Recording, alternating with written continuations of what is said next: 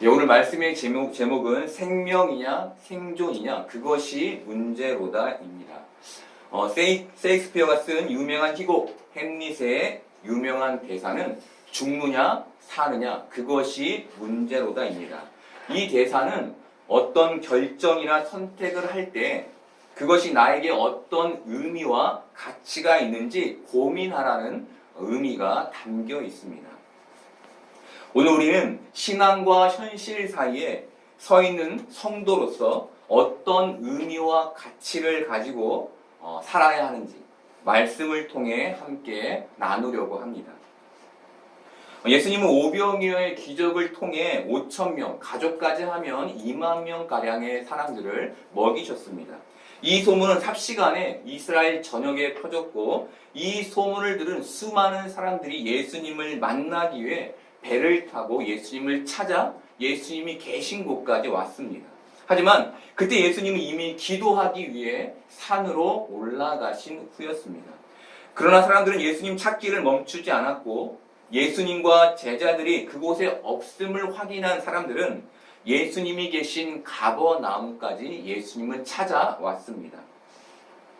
그곳에서 예수님을 만난 무리들이 예수님께 했던 질문은 랍비여 언제 여기까지 오셨나이까 였습니다. 랍비여 언제 여기까지 오셨나이까.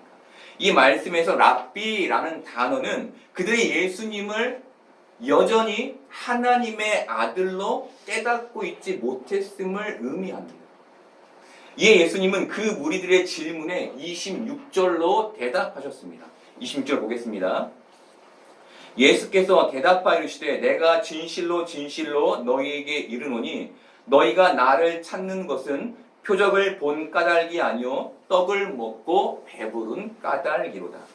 이 말씀에서 표적을 본 까닭이 아니요 떡을 먹고 배부른 까닭이로다 라는 말은 그들이 예수님을 광야 시절의 모세와 같은 선지자로 이해했음을 말해줍니다.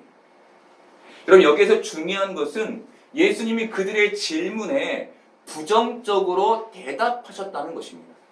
이것은 나는 너희에게 떡이나 주는 그런 존재가 아니라는 의미의 대답이셨습니다. 이어서 예수님은 자신을 선지자로 이해한 무리들에게 27절의 말씀을 해주셨습니다. 썩을 양식을 위하여 일하지 말고 영생하도록 있는 양식을 위하여 하라. 이 양식은 인자가 너희에게 주리니 인자는 아버지 하나님께서 인치신 자니라. 이 말씀을 의역하면 이렇습니다. 생존을 위하여 일하지 말고 생명을 위하여 일하라. 생명을 위해 일하지 말라는 말은 이 땅에서 먹고 살 것을 위해 일하지 말라는 말이 아닙니다.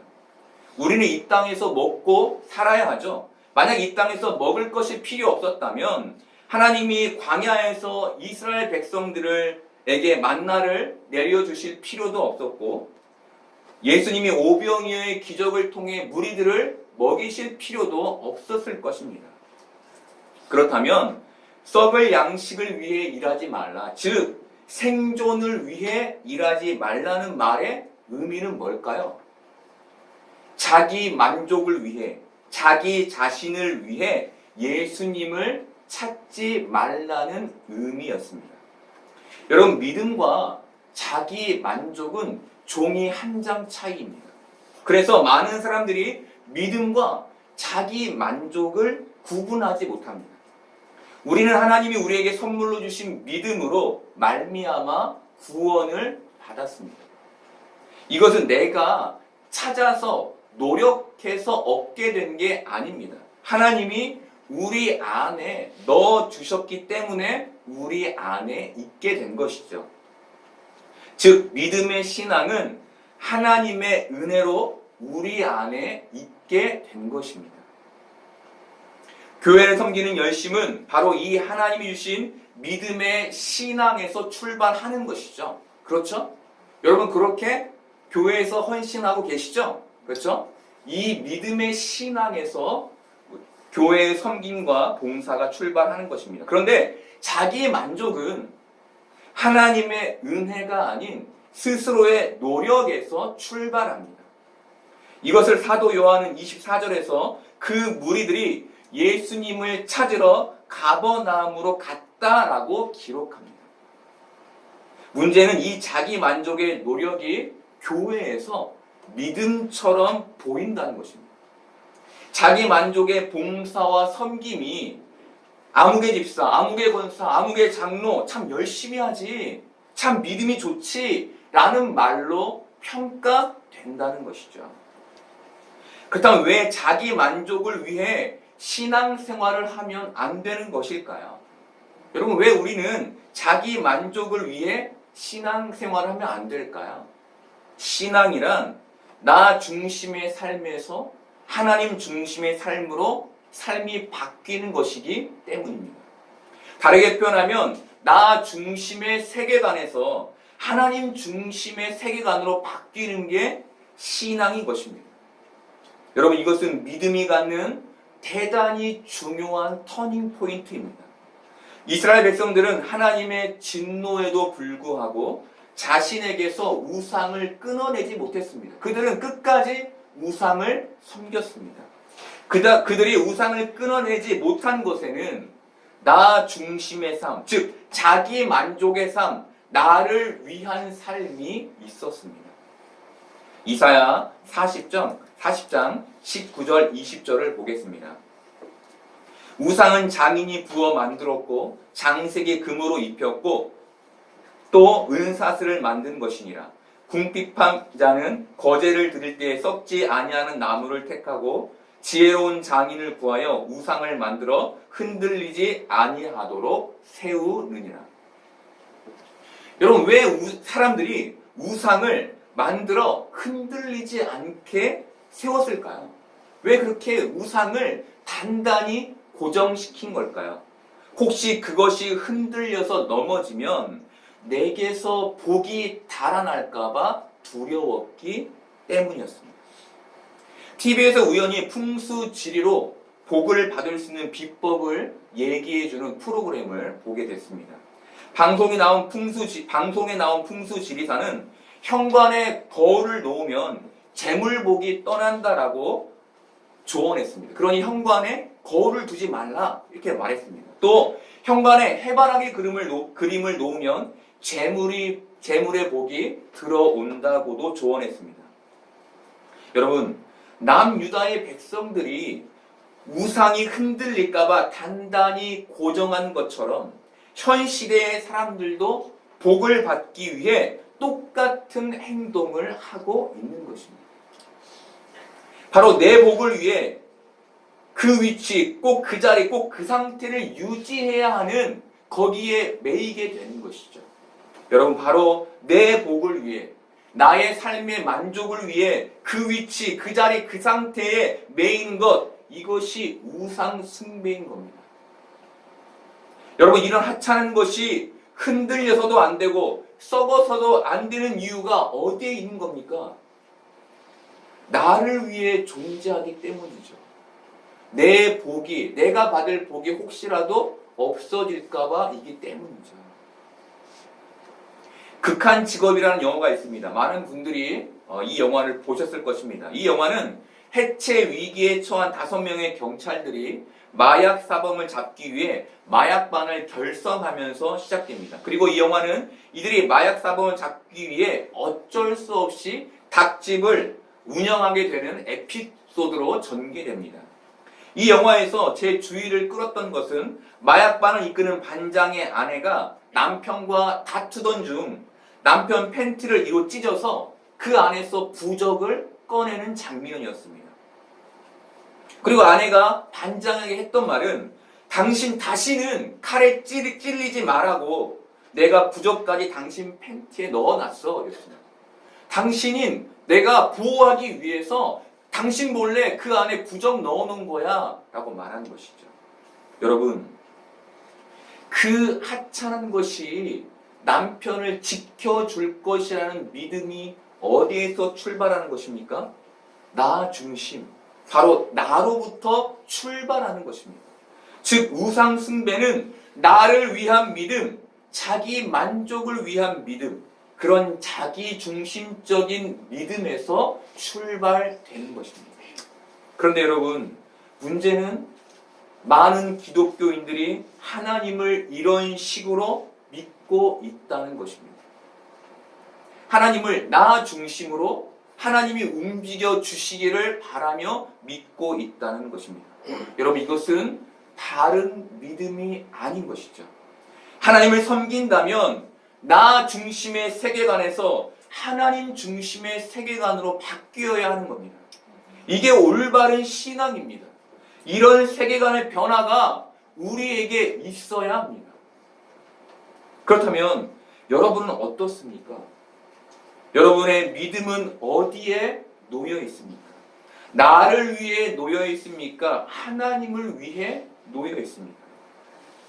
오늘 예수님께서 무리들에게 말씀하신 너희가 나를 찾는 것이 표적을 본 까닭이 아니요 떡을 먹고 배부른 까닭이로다 라는 말이 하나님을 믿지만 나 중심적인 세계관에서 하나님 중심의 세계관으로 조금도 변하지 않은 그 무리들을 향해 향한 예수님의 일갈이었던 것이죠. 그것이 지금 믿음을 가진 우리를 향한 예수님의 일갈인 겁니다. 너희들은 나 중심적인 그 세계관에 갇혀있니? 아니면 하나님 중심적인 세계관에 갇혀있니? 너희에게 믿음이 있다면 하나님 중심적인 세계관으로 이 땅을 살아야 되지 않겠니? 라고 말씀하신다는 것입니다. 여러분, 그렇다면 하나님 중심의 세계관이란 뭘까요? 하나님의 영광을 위해 사는 존재가 되는 것을 말합니다. 사랑을 하면 삶의 중심이 바뀌죠.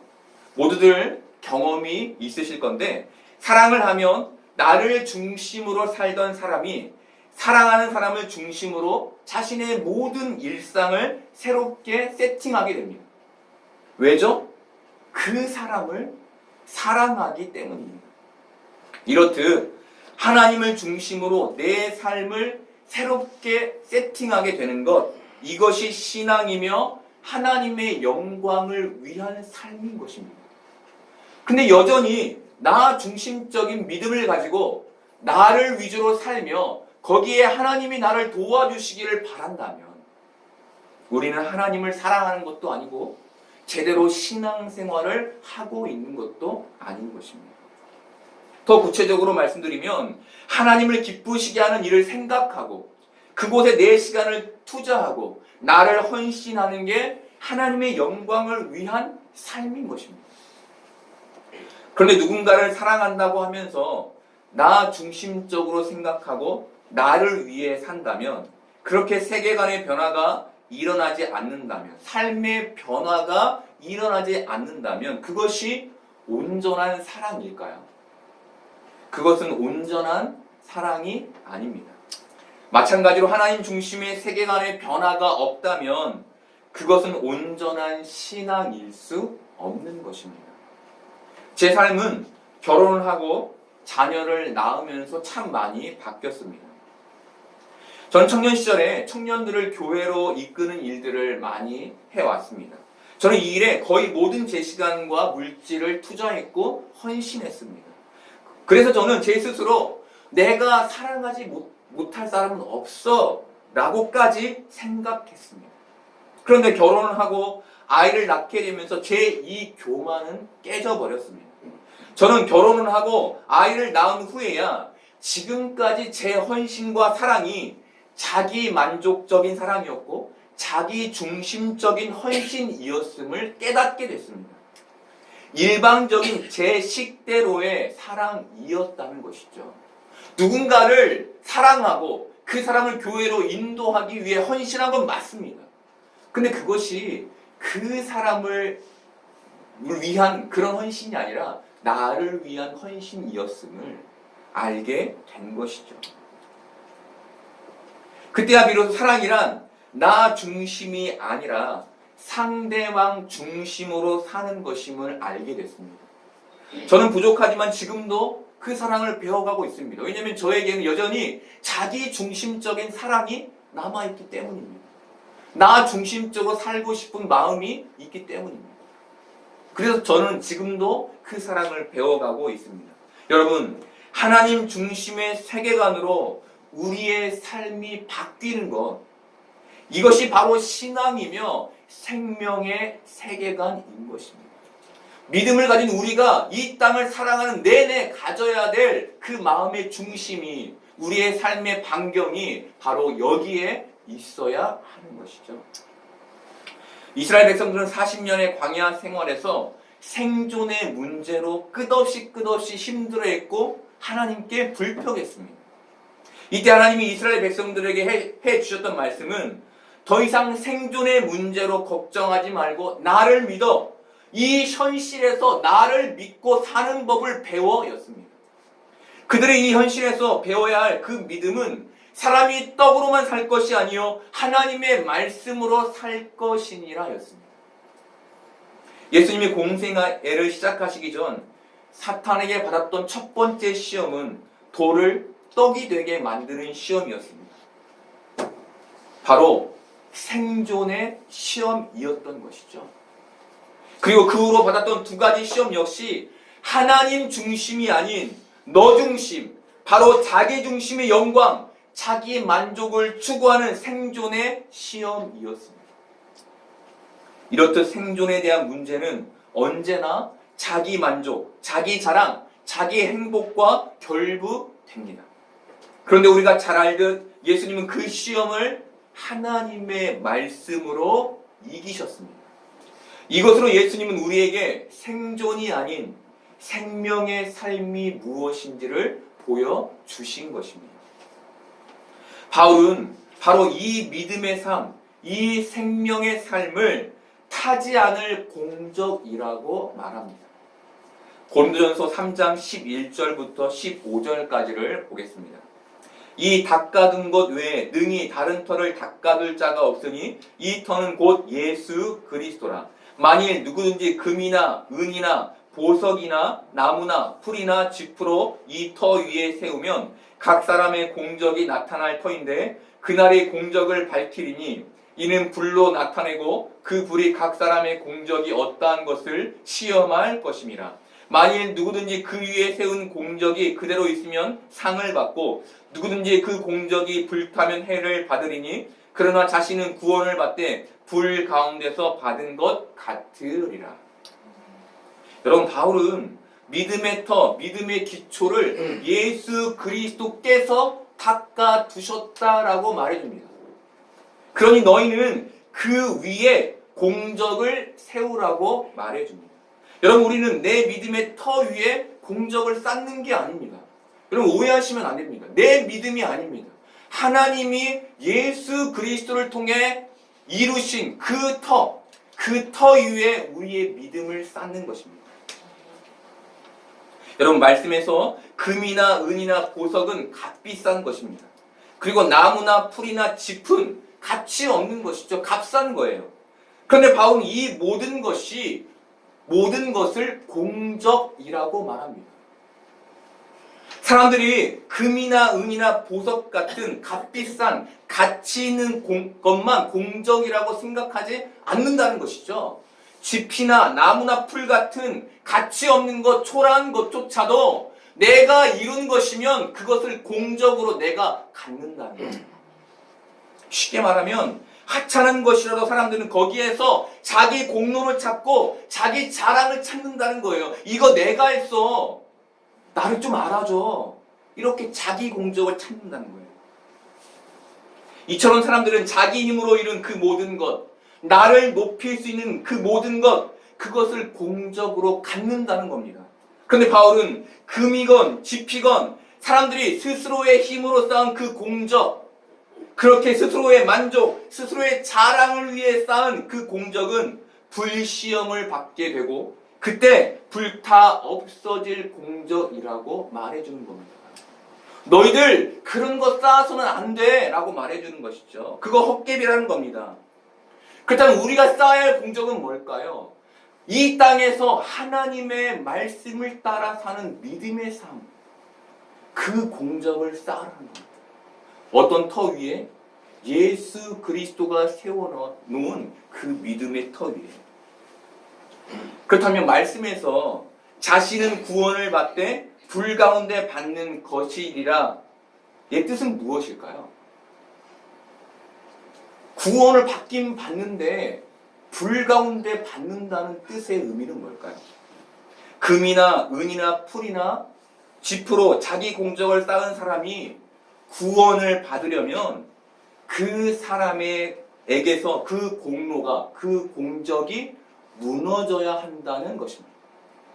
이것이 바로 자신은 구원을 받되 불 가운데 받는 것 같으리라 라는 말의 의미인 것입니다. 여러분, 자기가 쌓아오는 그 명예, 그 업적, 그 돈, 그 섬김, 그 봉사, 그 의, 그것이 그 사람에게서 떨어져 나가는 시험, 바로 그 고난의 불시험을 통과해야만 구원을 받게 되는 거예요. 그게 우리에게 붙어 있으면 안 되는 거예요. 오직 타지 않을 공적, 믿음의 터 위에 세운 하나님의 영광을 위한 삶, 그것만이 우리가 가지고 갈 수 있는 공적인 겁니다. 그래서 바울이 고린도전서 3장 15절 다음에 16절, 17절에서 이렇게 말한 것입니다. 너희는 너희가 하나님의 성전인 것과 하나님의 성령이 너희 안에 계시는 것을 알지 못하느냐. 누구든지 하나님의 성전을 더럽히면 하나님이 그 사람을 멸하시리라. 하나님의 성전은 거룩하니 너희도 그러하니라. 성전은 너희가 드려야 할 제사는 너희를 위한 제사가 아니라 하나님을 위한 제사라는 것이죠. 즉 자기 중심적인 세계관으로 살아가는 게 아니라 하나님 중심적인 세계관으로 살아가는 것, 그것이 너희가 거룩한 성전된 모습이라는 것입니다. 생존의 문제에 매여있는 신앙이 아니라 생명에 매인 신앙을 가져야 한다는 겁니다. 나를 높이는 신앙이 아니라 하나님을 높이는 신앙을 가져야 한다는 겁니다. 이것이 너희가 하나님의 성전이라는 말의 의미인 것입니다.